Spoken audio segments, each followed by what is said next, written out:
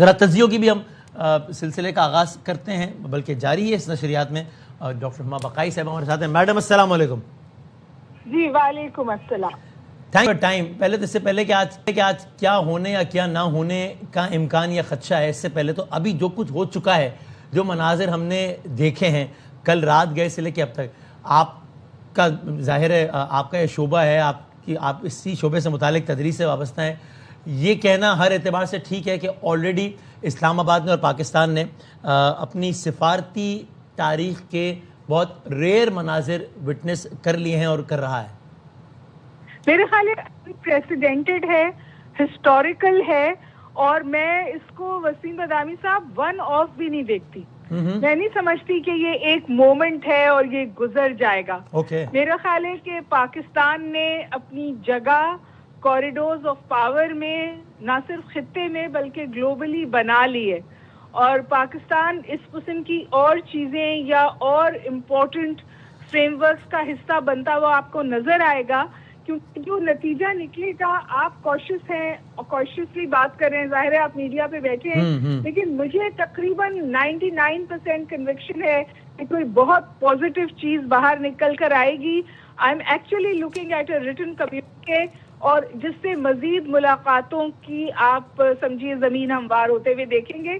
اور اس کی بڑی وجہ یہ ہے کہ جو ہیکپ لیبنن کا تھا اس کو امریکہ نے لٹرلی وار فوٹنگ پہ جا کر ایڈریس کیا ہے. دیکھیے جو 2 دن میں لیبنن میں ہوا تھا اور جو سب سے بڑا سپوائلر تھا اسرائیل، اس کو رین ان کرنے کے لیے جس طرح کا اقدام ہوئے وہ نہیں ہوئے.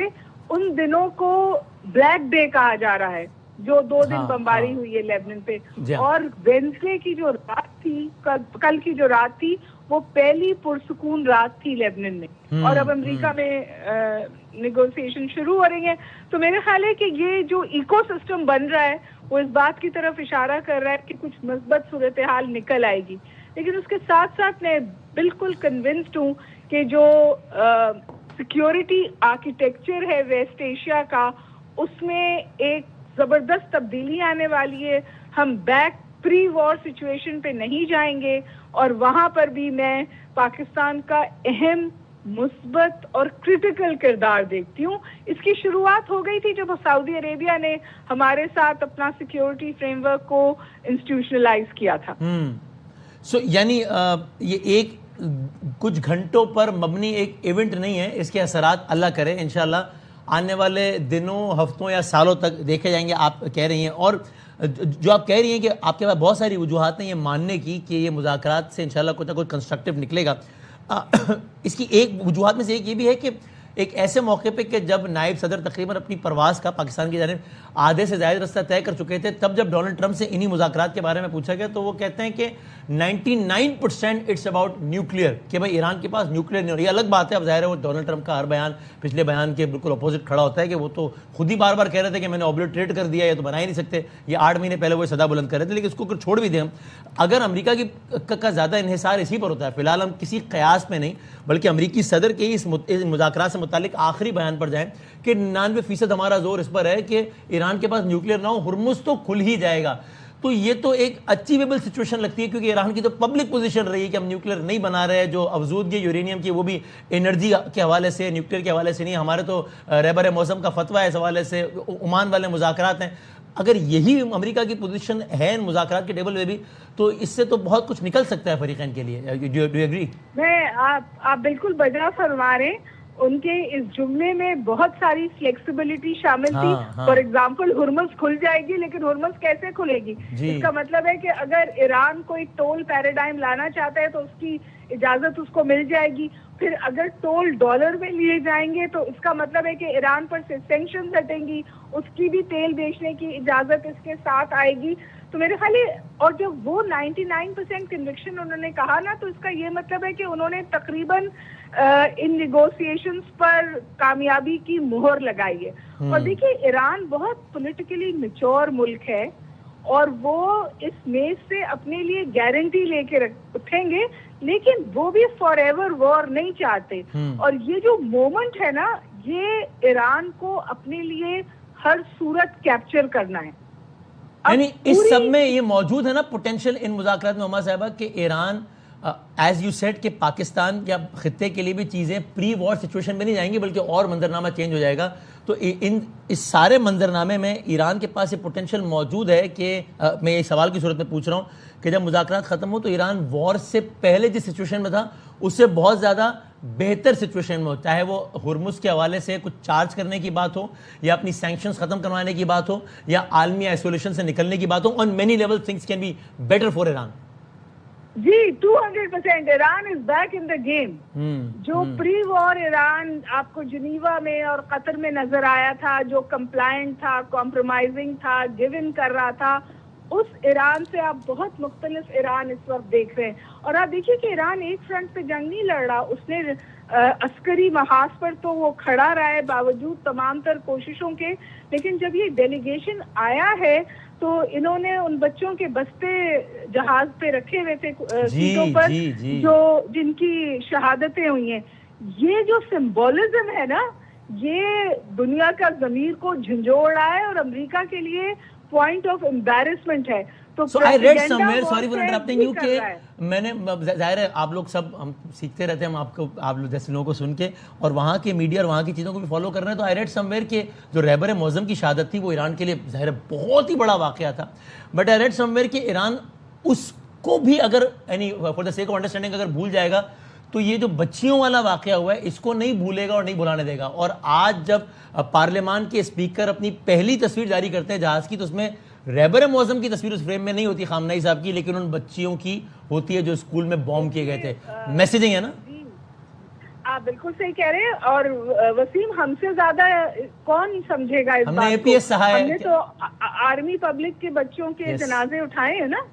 تو ظاہر ہے کہ اور پھر اس بات کو اس طور پروجیکٹ کرنا اس حوالے سے بھی ریزولو ہے کہ نیور اگین. دیکھیے ایران میں جو بات بار بار کہی جا رہی ہے اور میری جتنی لوگوں سے بات ہو رہی ہے وہ کہہ رہے ہیں نیور اگین, یعنی ہم آئندہ اس پوزیشن پہ نہیں جائیں گے کہ ہمارے ساتھ یہ سب کچھ ہو. تو وہ گارنٹیز ایران لے کر اٹھے گا. اچھا, میں آپ مجھے وقت دے رہے ہیں تو میرا دل چاہ رہا ہے میں یہ بات کروں. جب ایران یہ گارنٹی لے کر باہر نکلے گا اس صورتحال سے تو ویکیوم تو نہیں رہتا نا جی. تو جو سیکیورٹی فریم ورک تبدیل ہو رہا ہے اس میں کوئی جگہ حاصل کرے گا.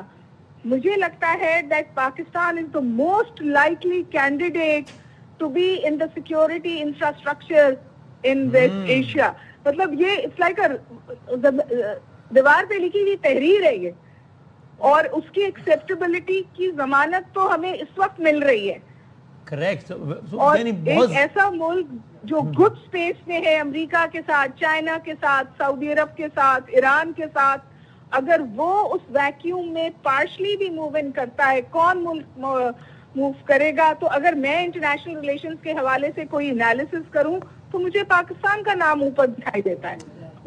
واو, اس کی بہت ساری جہتیں ہیں اور مینی لیولز بہت اچھی اس میں سے چیزیں نکلنے کا امکان ہے انشاءاللہ, اور ضرور نکلیں گے انشاءاللہ. ہر امن پسند, ہر مسلمان, ہر پاکستانی کی یہ خواہش ہے. ٹاکنگ اباؤٹ ہرمز, اگین ہم کو اسپیکولیٹ نہیں کر رہے کہ کیا ڈیمانڈ ہوگی اور کیا ہوگا, لیکن یہ جو آپ نے ایک ممکنہ منظرنامہ بتایا کہ ایران اس پہ چارج کرنا بھی شروع کر دے, وہ یہ تو کوئی ایسی چیز نہیں ہے کہ جس پہ شاید سامنے سے مزاحمت اس لیے بھی آئے کہ یعنی مور دین کہ ایران کس کے اس سے فائنینشیل گینز کیا ہوتے ہیں, یہ تو دوسری سائڈ کے لیے ذرا ایک بڑی بیڈ ایڈورٹائزمنٹ ہے نا کہ بھائی جان آپ نے پھر حاصل کیا کیا کہ وہ ہرمز جو کھلا ہوا تھا وہ ایسا لگا کہ جب جنگ دوسرے ہفتے میں داخل ہو گئی, پہلے ہفتے میں داخل ہوئی تو ایسا لگا تھا وار واز اباؤٹ ہرمز, حالانکہ وہ پہلے سے کھلی ہوئی تھی, بلکہ الٹا اب ایران پیسے بھی لے رہا ہے, اور اگر اس میں یوان میں چارج کرنا شروع کر دیا تو پیٹرو ڈالر بھی چیلنج ہو رہا ہے. یہ تو شاید دوسری سائڈ نہ ہونے دے, چونکہ اس میں بڑی بیڈ ایڈورٹائزنگ ہے اگلی سائڈ کی. لیکن کس نے سوچا تھا کہ ایران اور امریکہ ایک کیپٹل میں آپس میں بات کریں گے؟ کریکٹ. یہ بات تو آپ کی فہم میں شاید 15-20 دن پہلے بھی نہیں تھی. جی ایسے ہی ہے بالکل. دیکھیے پریزیڈنٹ ٹرمپ اس کو ایکسکرژن کہتے تھے, وہ باہر ہم گئے اور ہم یہ کر واپس آ جائیں گے. اور اس وقت ایک اور ڈیولپمنٹ ہے جو کرٹیکل ہے, وہ یہ کہ امریکہ اور اسرائیل تو نہیں کہوں گی لیکن نتن یاہو اور امریکہ کے تعلقات میں دراڑ پڑی ہے. کیونکہ اب جو سچویشن روم کی سٹوری ہے وہ میرے اور آپ کے سامنے بالکل واضح ہے. اور نتن-یاہو سے ٹرمپ ناراض ہیں اور نتن-یاہو موساد سے ناراض ہیں because it is seen as an intelligence failure. اور دوسری بات یہ کہ اسرائیل میں جو لوگ اس جنگ کو سپورٹ کر رہے تھے وہ سمجھتے ہیں کہ یہ اسرائیلی تاریخ کا ایک ڈیزاسٹر ہے جہاں ایک اتنا زبردست موقع ملا اسرائیل کو اور کجا اس کے کہ ایران کمزور ہوتا یا ختم ہوتا جو سمجھیے پلان آف تھنگس تھا اور ہمیشہ سے ان کا ارادہ تھا. Iran has come back stronger. آج آپ ایک مختلف ایران سے بات کر رہے ہیں. دیکھیے آپ نے ہرمز کی بات کی, میں آپ سے اگری کرتی ہوں. ابھی ہمیں نہیں پتا اور ہمیں اس ٹیبل پر ایران کو بھی کوئی ون ون دینا پڑے گا. جب پہلی دفعہ کیوبا میں ایسی دنیا تھی کہ نیوکلیئر ڈیزاسٹر ہونے والا تھا, نیوکلیئر ہولوکاسٹ کی بات ہو رہی تھی, تو کیوبا میں سوویت یونین نے بھی جا کر اپنے ملک میں کہا تھا ہم جیت کر آئیں اور امریکہ نے بھی کہا تھا کہ ہم جیت کر آئیں. تو کیوبن میزل کرائسس اس طرح ایورٹ ہوا تھا. اس طرح کا کوئی ون ون اس ٹیبل پر ضرور ورک آؤٹ ہوا ہے. اسی لیے آپ کو اتنے وثوق سے دونوں پارٹیز یہ کہتی ہوئی نظر آ رہی ہیں کہ ہم یہ جنگ جیت گئے. Right, thank you so very much ہما صاحبہ, بہت شکریہ. اور آپ کو ہم ضمن دیں گے ٹائم اینڈ اگین تاکہ